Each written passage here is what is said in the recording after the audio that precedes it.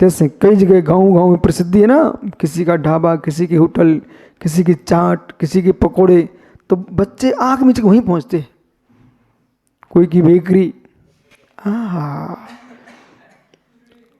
तो आप विश्वास समझिए बच्चे वहीं पहुँचते हैं। ये दोस्त तुम्हारा है, दोस्त तुम्हारा है कि तुम्हारे हाथ का भोजन छोड़ करके ओहो फैक्ट्रियों की सड़ी सड़ाई सामग्री खाएं बच्चे। धिक्कारो माँ तुझे। हे माँ, जननी का भोजन, जननी का भोजन जैसे बच्चे को कितनी शीशी दूध भर के दे दो, पर माँ के आंचल का जो आनंद आता है वो शीशी को नहीं पकड़ना चाहता, माँ का आंचल पकड़ता है। जैसे बालक अपनी माँ के आंचल को पीना चाहता है, ऐसे बालक मित्र सारे भोजन छोड़ दे, माँ के हाथ का भोजन करना चाहता है। मतलब माँ के भोजन में कितना स्वाद है।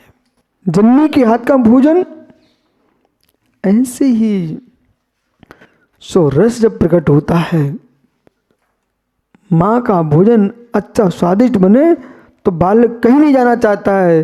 स्वयं के चित्त में चैतन्य आत्मा अनुभूति का असन प्रारंभ हो जाए, आत्मा का रस झलकने लग जाए, तो जगत के संसार कोई रस पसंद नहीं आते। जब तक आंखें बाहर जा रही है तब तक स्वीकार करो कि आपने अपने निज का रस लेना प्रारंभ किया ही नहीं, आज तक नहीं किया। जब सुरस में नहीं जा पाता है तब जीव भगवत भक्ति में जाता है। विषय पकड़ना, भगवत भक्ति द्वितीय मार्ग है, आत्मरस प्रथम मार्ग है।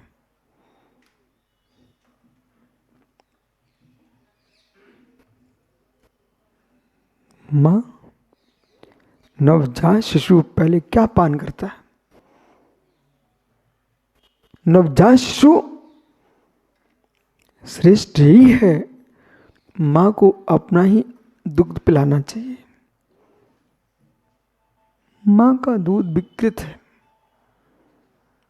अस्वस्थ मां है, आंचल में दूध नहीं है, तो फिर वैद्य सलाह क्या देता है? मां, गाय का दूध पिलाओ, बराबर गाय का दूध पिलाओ। पर प्रथम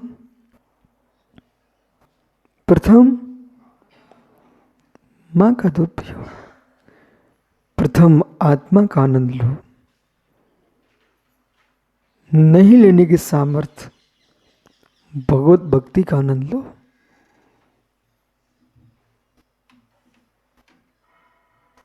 भैंस का पीता है, उटनी का पीता है, कुकरी का पीता है, सुकरी का पीता है, क्या बकरी का मैं गंध मार रहा है दूध। मां का ना मिले तो गाय का पियो बेटा, गाय का ना मिले तो प्रमाण बढ़ाने वाला भैंस का, जब वो भी ना मिले तो आगम बकरी में। फिर क्या है, वो भी नहीं पे तो क्या है, मेढ़ी, भेड़, उटनी का दूध, अवक्ष,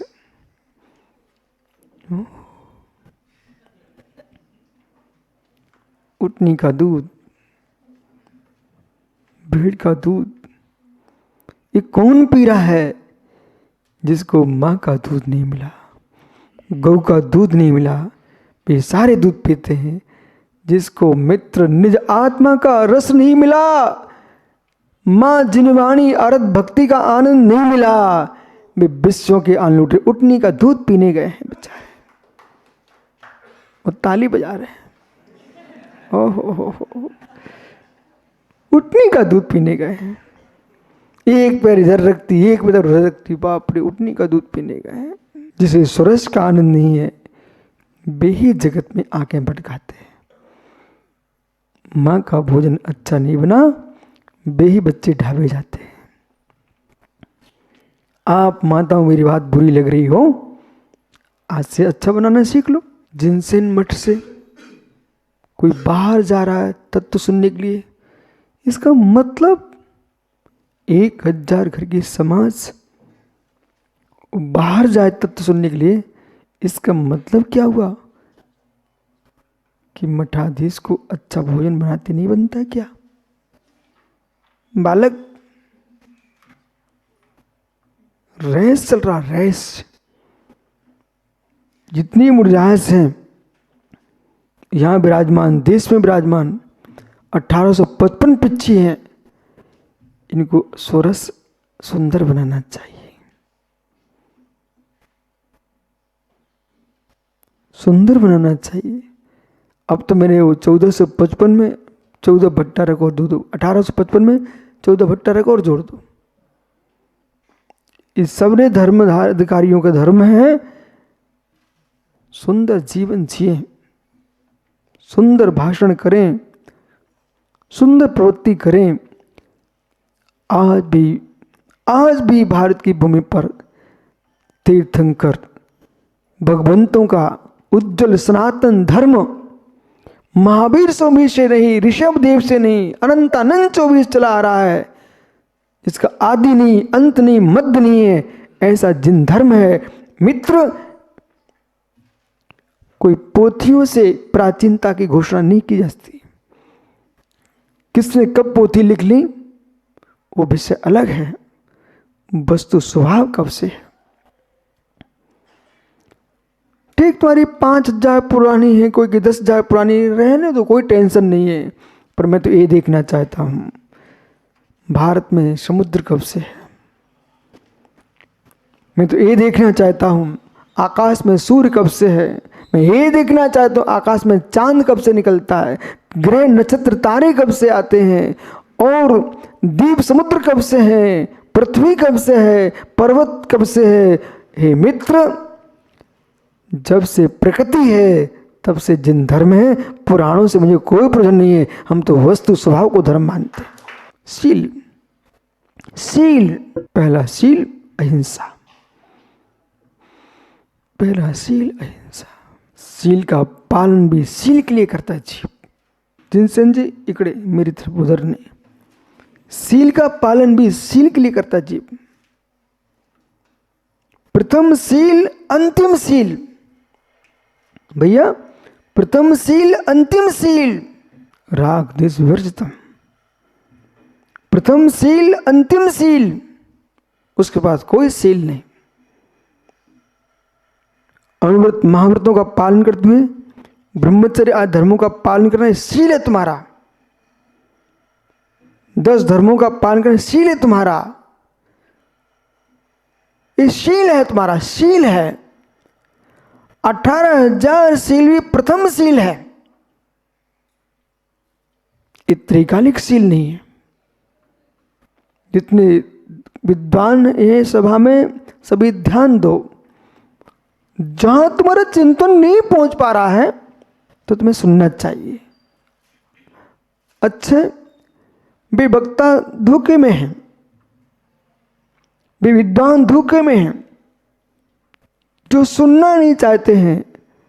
कभी कभी तुम पढ़ते पढ़ते प्रश्न निकल जाते हैं, तुमको समझ में नहीं आ पाता है, और सुनने से वो विषय सामने आता है। आपने अध्ययन किया पवन, लेकिन विषय बनाना नहीं जानते हो। रख दिया जिनेश्वर अपने घर में जाकर के भोजन की सारी सामग्री रख दी, और जो घर में कभी नहीं आए थे वो भी बाहर से लेके आया भाई। परंतु उनकी पत्नी ने कही भोजन वो बनते देखा नहीं था, रखी नहीं तो क्या काम की। ऐसे आगमों को ग्रंथों का अध्ययन अपने स्थान पर है, और व्याख्यान की कला अपने स्थान पर है। आप पुराण शास्त्र वेद स्मृतियाँ श्रुतियाँ सब पढ़ के आ जाइए, 4 वेद 18 पुराण पढ़ के आ जाइए, लेकिन आपने किसी वक्ता के वक्तव्य को नहीं सुना है, आप उसको लगाना ही नहीं जानते हो। क्या करोगे आपके पुराण ग्रंथों का अध्ययन। माँ, आप सब बेटी थे कि नहीं, कुंवारी कन्या थे कि नहीं। तो कुंवारी कन्या थे, माँ ने आपको बिठाल करके दिखाया कि बेटा सामान तो सब है, लेकिन बैठ के देखो भोजन कैसे बनता है। देखो उनका जीवन, बेटियों ने पढ़ाई लिखाई की, सब कुछ किया, पर साथ में माँ के पास बैठकर भोजन बनाना सीखा। इनको मालूम था कि मेरे जीवन में करना पड़ेगा। उनके भोजन से घर चल रहा है, उनके भोजन से संग चल रहा है, धर्म चल रहा है। एक माँ ने चौका लगाया, साधु संतों को आहार हुए हैं, उन्होंने महाराज ने आहार किए, उनके आहार से ध्यान किया और ध्यान से निर्वाण किया। इस माँ ने अपने भोजन से महाराज को मोक्ष भेज दिया। कभी हीन भावना मत लाना कि मैं स्त्री हूँ, स्त्री हो बराबर है, मायाचारी नहीं करना, आगे मनुष्य बनना, पुरुष। लेकिन बन ही गए हैं तो ऐसे काम करो जो पुरुष नहीं कर सका वो आप काम कर लो। धैर्य, शील, यदि सीखना हो पुरुषों को तो नारियों से सीखना चाहिए। कुलवंती नारियां, चारित्रवान नारियां, इनके पास जिनेश्वर बहुत धैर्य होता है। तुम तो अपना घर छोड़ के कहीं गए नहीं हो और ये तुम्हारे घर में आकर भी मुस्कुरा रही है, कितना बड़ा धैर्य है। आपको तो किसी ने डांटा भी नहीं है, आप तो अपनी पत्नी को कभी ना कभी डांटते ही रहते हो, तब भी कितना धैर्य है, सुनती रहती है। ये नारी के पास धैर्य है। नारी स्वाभाविक पास धैर्य नहीं रहता। जो पर्याय में नारी है परंतु स्वभाव गंभीर है, धैर्य बहुत है। पिता की मृत्यु पर मां संभाल लेती पूरे घर को व्यवस्थित, पर मां की मृत्यु पर संतान को पिता दुलार नहीं दे पाता। पिता विहीन संतानों को देखना और मां विहीन संतानों को देखना और दोनों से विहीन संतानों को देखना, आप समझ जाओगे संस्कार क्या है। गुरु के साथ रहने वाले शिष्य के संस्कार देखना, गुरु से दूर रहने वाले के संस्कार देखना, और मित्र जिसने गुरु को एक दिन में ही छोड़ दिया उस साधु के संस्कार देखना, संग में रहने वाले साधु के संस्कार देखना, एकल बिहारी के संस्कार देखना, इनमें सब में अंतर मिलेगा आपको। पिता का दर्शन पुत्र में होता है तो गुरु का दर्शन शिष्य में होता है। बेहिस शिष्य कि तुम्हें देख करके तुम्हारे गुरु का दर्शन हो जाए। शिष्य नहीं है जिन्हें देखने पर गुरु दिखाई न दे। समझो सत्यासागर जी, शिष्य वो होता है जिसमें गुरु के दर्शन हो, उनके गुणों के दर्शन हो। चेहरा मिले ना मिले, पिता में पुत्र में पिता का चेहरा दिखता है, पर शिष्य में गुरु के गुण दिखते हैं। जिन शासन में वही शिष्य है जो गुरु बनता है, जिनेंद्र के शासन में वही शिष्य है जो गुरु बनता है। ओ संपस पाटनी जी, मुनि दीक्षा होती, आज ही दीक्षा हो बच्चे की, तुरंत गुरुदेव शब्द प्रारंभ हो जाता है। ये सब जितने बाहर के श्रावक आए क्यों आए? चलो गुरुदेव के दर्शन करने जाना है। आज ही दीक्षा हुई है पर गुरु जी प्रारंभ हो गए, गुरु गुण भी नहीं आ पाए तब भी गुरु प्रारंभ हो गए हैं। ये जिन दीक्षा की महिमा यशोधर जी, केले के अंदर रेसे धागे जैसे फैलाते हैं, लेकिन तब भी जिनेश्वर किसान कहता है देखो केले आने लग गए, उसमें भी केले का कोई स्वाद नहीं है, फिर भी केले ही सब दिया है। ऐसी दीक्षा लेते ही माना कि अभी ज्ञान नहीं है उतना गहरा, कोई विशेष संयम का पालन नहीं किया, तपस्या नहीं की, अभी प्रारंभ, आज ही दीक्षा हुई है, तब भी गुरु जी हमारे। दीक्षा लेते ही मुंडराजों को मौन ले लेना चाहिए। बोले कैसे? जिनसन जी, केले का फल बाहर आता है, ये बहुत दिन बाद आता है। उसका लंबा पुष्प होता है, फूल, उसके अंदर ही केले आ चुके होते हैं। जैसे जैसे बढ़ते जाते हैं पुष्प झड़ता जाता है। कुछ प्रकृति को भी देखा करो, नहीं तो सुबह से सोच जाया करो कदली वन में, तो स्वास्थ्य भी ठीक रहेगा, हवा भी मिलेगी, मस्तिष्क ठंडा रहेगा, ज्ञान भी बढ़ेगा, स्वाध्याय भी हो जाएगा वहां पर केले को देख करके।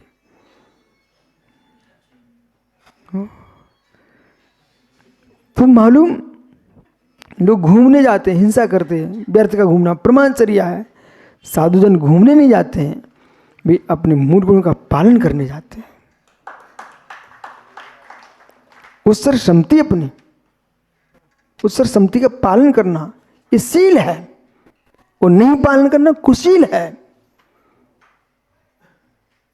अहिंसा शील है, हिंसा कुशील है। वो केले आते ना केले, तो वो फूल में ही केले आ चुके होते हैं। बोलो किसान जी, बराबर बराबर कहता हूं, आप टेंशन नहीं लेना। दिनेश्वर भैया, अहंकार नहीं, मान नहीं, घमंड नहीं, सहज ज्ञान की बात भी छुपाओगे तो पाप पड़ेगा, कुशील हो जाएगा।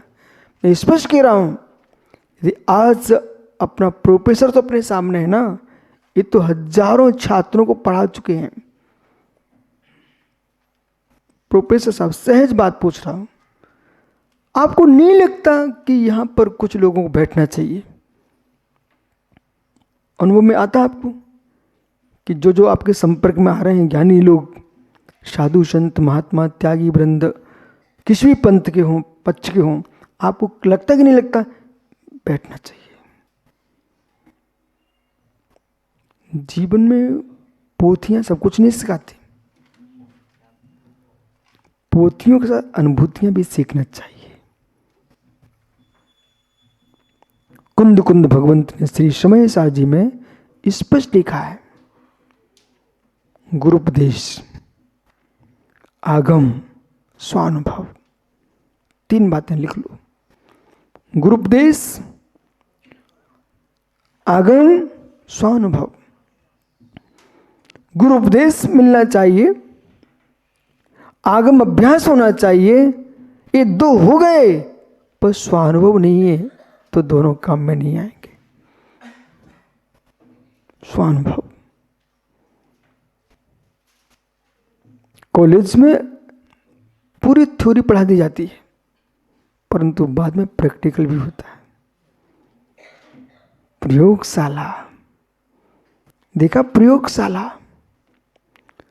तो साधुओं का जीवन मोक्ष मार्ग की प्रयोगशाला है। समाज में घर द्वार छोड़ करके समाज में, देश में, संपूर्ण राष्ट्र के साथ जीना जीवन की प्रयोगशाला। आप तो भैया नादनी में हो, कोई ग्वालियर का है, कोई मुरैना का है, कोई अहमदाबाद का है मित्र, कोई कर्नाटक से आया, भिलाई से आया, महाराष्ट्र से आया, तेलंगाना से, जगह जगह के लोग यहाँ बैठे हुए हैं। मुमुक्षु इटावा उत्तर प्रदेश से आए, सब बैठे हुए हैं। ये अपने अपने गांव के राजा हैं, अपने अपने घर की अनुभूति लेते हैं। साधु पूरे देश में घूमता है, वो संपूर्ण देश की अनुभूति का पिंड होता है, उसका नाम साधु होता है। मैं तो जिनेश्वर से पूछ लेता हूं, महात्मा जी, मुमुक्षु जिनेश्वर भाई, महाराष्ट्र के कितने नगरों में घूमे हो?